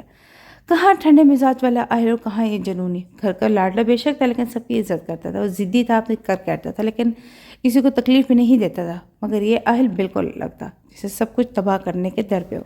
لیکن شاید وہ بھولا تھا کہ اسی نے تو ایسا مجبور کرنے پر مجبور کیا تھا۔ اہل اس کو چھوڑ کر اندر جا چکا تھا، جبکہ زمین پر کراہتا رہ گیا۔ لیکن یہ سب کسی نے بہت حسد سے دیکھا تھا، اور حسد کب کسی کو خوش کرنے دیتا ہے؟ حسد کرنے والے کا کوئی علاج نہیں ہوتا، اس کو کتنے اچھا کیوں نہ مل جائے، وہ روئے گا اسی کے لیے جو اس کو نہیں ملا، اور آج کل سب اسی کا تو شکار تھے۔ کوئی کہاں کسی کامیابی پر دل سے خوش ہوتا ہے، لیکن بات یہ بھی نہیں ہے کہ کوئی خوش ہوتا ہے کہ نہیں۔ کبھی کا ہم خود دوسروں کو حسد پر مجبور کر دیتے ہیں، کبھی انہیں باتیں سنا کر تو کبھی انہیں دوسرے کی کامیابی کا بتا کر۔ یہ نہیں دیکھیں گے کہ اس نے بھی کچھ کیا ہی ہے، اور جو اس نے نہیں کیا اس کامیاب ہونے والے نے نہیں کیا۔ در حقیقت ہم خود اپنے آنے والی جنریشن کو اس طرف دھکیل رہے ہیں، ہم لوگ خود کو خود ہی تباہ کر رہے ہیں۔ حور نے کمرے میں آ کر جلدی سے دروازہ بند کیا اور اسے دروازے کے ساتھ ٹیک لگا کر بیٹھ گئی۔ مسکان نے سب سے بے خبر سوئی ہوئی تھی۔ حور کا دل ابھی بھی بری طرح دھڑک رہا تھا، چہرہ لال تو اسے لگ رہا تھا جیسے اہل کی نظریں اب بھی اس کے چہرے پر تھی۔ اس نے اپنا وہ ہاتھ دل سے لگایا جس پر اہل نے بوسہ دیا، اس کا لمس اسے اب بھی اپنی ہتھیلی پر محسوس ہو رہا تھا، اس کی ہلکی ہلکی چبھن کا احساس اب بھی تھا۔ حور دروازے سے اٹھ کر شیشے کے سامنے آئی، لیکن پھر اس کی مسکراہٹ سمٹی۔ نہیں، وہ اس کا تو نہیں تھا، اس کے تو بس اس کا نام تھا، دماغ نے فوراً کہا۔ اور جو آج ہوا وہ کیا تھا؟ دل نے بھی جیسے فوراً دلیل دی۔ مجھے تو ہمدردی لگی، دماغ نے بڑی سنگ سے کہا۔ اس کے انداز میں محبت تھی۔ دل نے جیسے دماغ کے قلب پر ماتم کیا۔ محبت ایک ہوتی ہے، دل اس بات پر تنزیہ مسکرایا۔ نہیں، عشق ایسا ہوتا ہے جو مجھے ہوا اور اسے بھی ہوگا، مجھے یقین ہے اپنے عشق پر، اور یہ ہوئی جیت دل کی۔ لیکن اب آگے یہ دیکھنا تھا کہ یہ عشق ہے، عشق ہی ہوگا یا بنے گا روپ، کیونکہ یہ راہ بھلا عشق ہے۔ عشق کے زینے ہیں جس پہ چڑھنا آسان نہیں، ہر زینہ پہلے سے زیادہ مشکل ہوتا ہے، لیکن پہلے سے زیادہ مضبوط بناتا ہے۔ اہل نے کمرے سے آ کر اپنی گاڑی کی چابی لی اور جیپ لے کر باہر نکل گیا۔ اسے اس وقت بس تنہائی چاہتی تھی، وہ خود کو سمجھ سکے۔ ایسے پہلی بار ہوتا اسے خود کی بھی سمجھ نہیں آئی تھی۔ وہ جو آج خود سے الجھ رہا تھا، کتنی دیر گاڑی چلانے کے بعد آخر اسے ایک جگہ سڑک کے کنارے گاڑی روکی۔ سیٹ سے ٹیک لگا کر آنکھیں بند کر کے بیٹھ چکا تھا۔ اس کی آنکھوں کے سامنے بار بار حور کا چہرہ آ رہا تھا۔ محبت ہوگی، دل نے جیسے پوچھنے کے انداز میں بتایا۔ تمہیں غلط فہمی ہو گئی، دماغ کو دل کی بات پر غصہ آیا تھا. نہیں، یہ علامت محبت کی ہے. دل بھی جیسا ڈیٹ کر کھڑا ہوا. یہ علامت ہے بیماری کی. شکر الحمدللہ میں صحت یاب ہوں. دماغ بھی اپنے تیر لے کر میدان میں اترا. یہ بیمار کو اس بیماری کا تب پتہ لگتا ہے جب اسے تکلیف ہو. پہلے جب وہ بیماری ہلکی رہتی ہے تو کوئی تکلیف نہیں ہوتی، لیکن جب بیماری تکلیف دے تو ڈاکٹر کے پاس جاتے ہیں، پھر دواؤں کے ہوتے رہ جاتے ہیں. دل کی دلیل جاندار تھی. اکثر بیمار دوسروں کے منہ سے اس کی بیماری کا اثر کا خود میں بھی محسوس ہوتی ہے کہ مجھ میں بھی ہے، لیکن کب علاج کرتے ہیں تو کچھ نہیں ہوتا. وہ محض ایک خود پڑلی پریشانی ہوتی ہے. دماغ نے بھی ثابت کر دیا کہ اس کے پاس دماغ ہے. یہ حور سے پیار کرتا ہے. دل سیدھی بات پر آیا. نہیں ہے. دماغ نے بھی تردید کی. لیکن اسے تو ہے نا. دل نے پھر کال کرنا چاہا. ایک طرف کی ہے. دماغ نے جیسے مکھی اڑانے والے انداز سے کہا. محبت کی قدر نہ کرنے والے پھر اسی محبت کے لیے پچھتاتے ہیں. دل نے ڈرانا چاہا. تب یہ محبت کہاں تھی جب اسے ضرورت تھی؟ تب کہاں تھی جب علیحدگی چاہیے تھی؟ تب کہاں تھی جب کسی غیر کے ساتھ تھی؟ دماغ نے دل کو وہ آئینہ دکھایا جو اس کے خیال میں حقیقت تھا، اور بس جیت ہوئی دماغ کی. ایک طرف دل تھا تو ایک طرف دماغ تھا، تو ایک طرف عشق تھا تو ایک طرف بدگمانی. اب دیکھنا یہ تھا کہ جیت کس کی تھی. وہ جب ڈائریکٹ سے ملنے گئی تھی اس وقت وہ نیند میں تھا، اس لیے اس نے آفس کے بعد جانے کا سوچا. ایسے بھی جب سے اس نے دوسری جانب شروع کی تھی اس کی زندگی بہت مصروف ہو چکی تھی. صبح اٹھ کر آفس آنا، پھر رات کو کلب میں ویٹرس کی جاب. اس نے ابھی تک اپنی اس جاب کو کسی کو نہیں بتایا تھا، نہ اس کو بتانے کا ارادہ تھا. ویسے بھی اسے پوچھنے والا تھا کون؟ 2 دوست بنائے تھے اس نے، اور 2 نہیں اس سے دور. اب تک کیبن میں بیٹھے وہ آج کا شیڈول تیار کرتے تھے. اس کا خیال تھا کہ جان آج نہیں آئے گا ڈائریکٹ کی وجہ سے، مگر اس بات سے بے خبر تھی کہ وہ آج آیا ہوا تھا. میٹنگ کے لیے کہیں گیا ہوا تھا. براؤن رنگ کے بال جوڑے میں کہتے تھے، بھوری آنکھوں پر گلاسز لگائے تھے، چھوٹی سی ناک اور اس کے نیچے پتلے لب جو اب جیسے آہستہ آہستہ بولنا بھول رہے تھے. گہرے سبز رنگ کی ٹی شرٹ کے ساتھ پینٹ پہنے وہ آس ماحول کے ماحول سے بے خبر پوری طرح کام میں غرق تھی. اس کا چہرہ سنجیدہ تھا. گزرے وقت اور حادثات نے اسے بہت تلخ اور سنجیدہ بنا دیا تھا. ڈائری پر شیڈول لے کر اسے لیپ ٹاپ چیک کیا کہ کوئی ضروری ای میل تو نہیں آئی. اس وقت اس کی ایک کلیگ پھول اور گفٹ ریپر میں پیک ایک ڈبہ لے کر وہاں آیا. ہے ایما. اسے لیپ ٹاپ پر مصروف ایما کو اپنی طرف متوجہ کیا. ہے جارج. ایک سراسری نظر اس پہ ڈال کر دوبارہ کام مشغول ہو چکی تھی. ایٹیٹیوڈ. جارج ہلکے سے منہ میں بڑبڑا. اسے ایما کا انداز پسند نہیں آیا تھا. اوکے لیسن، تمہارا پارسل آئے، مجھے کام میں چلتا ہوں. بھائی. وہ پھول اور باکس ٹیبل پر رکھ کر چلا گیا. ایما نے الجھن سے اس باکس کو دیکھا. مجھے کون بھیج سکتا ہے؟ اس سے سوچتے وہ پھول اپنی طرف کیے. سفید رنگ کے پھول اسے بہت پسند ہے. اسے پھول ناک کے قریب کر کے اس کی خوشبو اندر اتاری. ایک دم اس کو اداس لب ہلکے سے مسکرائے. اس پھولوں کے بوکے میں ایک چٹ بھی تھی. امید ہے یہ پھول یہ دے کر تمہارے لب مسکرائیں گے. ایما کی مسکراہٹ گہری ہوئی. یہ الگ قسم کا کیئرنگ انداز صرف ایک کا ہی تھا. وہ جب ناراض ہونے کی کوشش کرتے وہ اسے منانے کا انتظام پہلے سے کر لیتا تھا. ہان. اس نے زیر لب اس کا نام لیا تھا. اس وقت اس کے موبائل کی اسکرین روشن ہوئی. نمبر انجان تھا. ہیلو پریٹی ایم، کیسی ہو؟ اس کے کال اٹھاتے ہی بول اٹھا. ایما اس کے ایم کہنے پر مسکرائی. اسے پتا تھا کہ اکثر جب وہ موڈ میں ہوتا تھا تو اسے ایم کہتا تھا. تم سے ناراض ہوں، ایما نے مصنوعی ناراضگی سے کہا. یہ اور بات کہ اس کے لب مسکرا رہے تھے. وہ کافی ٹائم بعد اس سے بات کرتی، اس لیے اس کے لیے بہت ہے کہ وہ اس سے بات کر رہا ہے. اس نے موبائل ایک ہاتھ سے دوسرے ہاتھ میں منتقل کرتے ہوئے چیئر سے ٹیک لگائی. بنو مت، مجھے پتا تم اب بھی مسکرا رہی ہو. اس کے اتنے صحیح انداز پر حیران نہیں ہوئی، کیونکہ وہ ہمیشہ اس کا ہر انداز جان لیتا تھا. میں واقعی میں ناراض ہوں. وہ پھر ماننے سے انکاری ہوئی. دوسری طرف حنان تو جیسے جی اٹھا تھا. کتنا مس کیا تھا اس نے اس کی آواز کو، اس انداز کو. لیکن کام نے اس کو ایسا جکڑا تھا کہ اسے سر کھجانے کی فرصت نہیں تھی. اوپر سے اس کا فون بھی لاپتہ ہو گیا تھا. یعنی تم نے ابھی باکس ہی کھولا؟ گڈ، چلو پھر واپس بھیجو. اس نے ہونٹوں کو دبا کر اپنی مسکراہٹ روکی اور بڑی سنجیدگی سے کہا. کیا ہے اس میں؟ ایما نے فوراً سے پہلے وہ ڈبہ اپنی طرف کھسکایا جیسے ہن ابھی کہیں سے آ کر ڈبہ لے جائے گا. خبردار کھولے نہیں. اسے منع کرتے ہوئے کھولنے پر اکسا رہا تھا. اب تو میں کھول کروں گی. ایما نے کہتے ساتھ ساتھ اس باکس سے گفٹ ریپر سیٹ آیا. اندر ایک کالے رنگ کا چکور ڈبہ تھا جس کے چاروں طرف دوستی اور محبت کی مختلف وشیں تھیں. یہ کیا ہان؟ وہ ڈبے پر رکھی وش پڑھی اسے پوچھ رہی تھی. تھوڑی دیر والی ناراضگی اب کہیں نہیں تھی. تو میں نے کہا تھا نا کہ نہیں کھولنا. اب وہ بھی اسی کے انداز میں بولا تھا. ہان میں سیریس ہوں. ایما نے اب تنگ آ کر کہا. ہاں پتہ ہے تم سیریس قسم کا کیس ہو. پھر شرارت سے بولا. اس کا کوئی موڈ نہیں تھا ایما کو بتانے کا کہ اس میں کیا وہ چاہتا تھا کہ خود دیکھے. فائن، میں خود دیکھ لیتی ہوں. بائے. کہتے ساتھ اس نے فون بند کیا اور ڈبے کو اپنے بالکل سامنے کر کے اس کا ڈھکن کھولا تھا تو اس کی چاروں سائڈ کھل کر نیچے گری. اس پر جو تھا اس کو دیکھ کر اس کا چہرہ کھل اٹھا. اس کی چاروں سائڈ پر چاکلیٹس لگی تھی جو اسے بہت زیادہ پسند تھی. اس ڈبے میں ایک اور ڈبہ تھا، بس اس کا ڈھبن نہیں تھا. وہ ربن سا بند تھا. اس کی بیک کے چاروں طرف حنان اس کی تصویر لگی تھی. اسے ربن کھولا تو ایک پر سے چاروں سائڈ کھل کر نیچے گری. یہ بھی چاکلیٹ سے بھری تھی. اس کا دل اتنی چاکلیٹس دیکھ کر جھوم اٹھا تھا. لیکن ابھی ایک اور ڈبہ تھا جو سائز اس سے پہلے وہاں سے چھوٹا تھا، اس پر بھی ایما اور جان کی تصویریں لگی ہوئی تھی اور ربن بندھا ہوا تھا۔ اس نے ایکسائٹڈ انداز میں وہ بھی کھولا تو اس میں ایک لال رنگ کی ڈبی تھی۔ ایما کا دل ناخوشگوار انداز میں دھڑکا، کہیں اس میں رنگ نہ، اور کیا ہان اس کو دوست سے بڑھ کر؟ اس نے تھوک نکل کر ہمت کر کے وہ ڈبی کھولی، لیکن اس میں رنگ نہیں تھی، بلکہ ایک چابی تھی۔ یہ کس چیز کی چابی ہے؟ اس نے چابی ہاتھ میں پکڑ کر دیکھی۔ یہ چابی کس کی ہے؟ اس کے لیے تمہیں آفس سے باہر نکل کر دیکھنا ہوگا۔ جہاں چابی پڑی تھی اس کے نیچے یہ نوٹ تھا۔ یہ آفس کے بلڈنگ سے نکل کر باہر آئی، لیکن آتے ہوئے چاکلیٹ پکڑنا نہیں بھولی۔ باہر آئی، وہاں کچھ نہیں تھا، پھر یہ چابی۔ اس نے حنان کو کال بنائی جسے حان نے کاٹ دیا۔ ایما نے موبائل کی اسکرین کو گھورا کہ اس وقت کیا نہیں اس کی آنکھوں پر ہاتھ رکھا۔ ایما نے اپنی آنکھوں پر رکھے ہاتھ پر ہاتھ رکھا جیسے جاننے کی کوشش کری ہو۔ حان؟ اس نے بے یقینی سے اس کا نام لیا۔